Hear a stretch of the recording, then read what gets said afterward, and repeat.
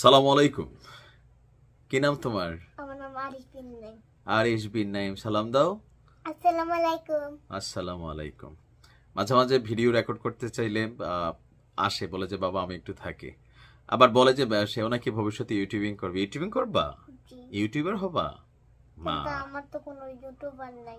হ্যাঁ, তোমার ইউটিউবার হবে, তোমার সাবস্ক্রাইব হবে, তোমাকে পরে বড় হলে পাপা চ্যানেল খুলে দিবে। ওকে ওকে ওকে, পাপা নিউজ করি। ওকে। ওকে, জাতীয় সংসদ নির্বাচনকে ঘিরে এই মুহূর্তে দুইটা সমস্যা সামনে।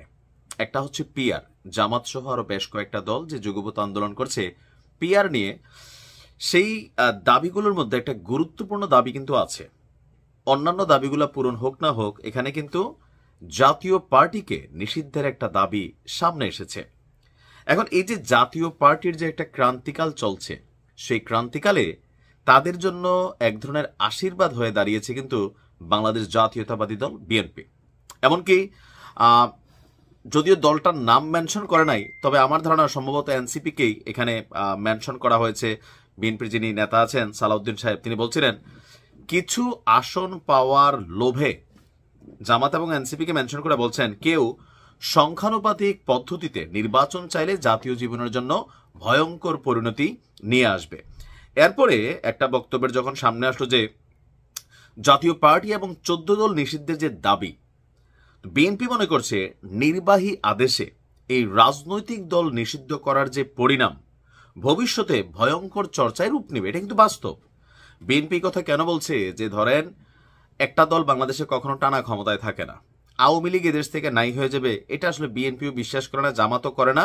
এখন যেটা সেটা হচ্ছে রাজনৈতিক প্রভাব প্রতিপত্তি বা সরকারে যারা আছেন তাদের মাধ্যমে কিছু কাজ আইন করে করা যাবে, কিন্তু পরবর্তী সময় এগুলা থাকবে না, টিকবে না। তো এরপরে যখন আবার আওয়ামী লীগ আসবে, তো তারাও তো অনেককে নির্বাহী আদেশে এরকম নাই করে দেবে। এখন জামাত কেন চাইছে? জামাতকে কিন্তু আওয়ামী লীগ টেকনিক্যালি নির্বাহী আদেশ দিয়ে কিন্তু জামাতকেও নিষিদ্ধ করে ফেলছিল। তো জামাত কি রাজনীতি করতেছে না?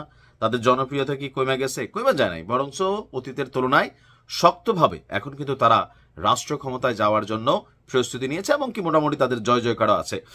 তো বিএনপি মনে করছে যে এই মুহূর্তে এরকম নির্বাহী আদেশে রাজনৈতিক দল নিষিদ্ধ যদি করা হয় তাহলে ভবিষ্যতে সেটা খারাপ হবে।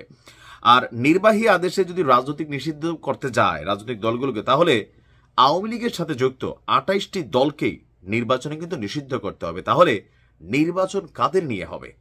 এটার উদ্দেশ্য এমন হতে পারে যে নিজেদের অতিরিক্ত সুবিধা নিতে আন্দোলনকারীরা আরো দলের নিষিদ্ধের দাবি জানাচ্ছে। এতে জাতীয় ঐক্য বিনষ্ট হবে, আর এই সূত্র ধরে পতিত শক্তি মানে আওয়ামী লীগ সুযোগ পাবে। তো বিএনপির স্ট্যান্ড কি?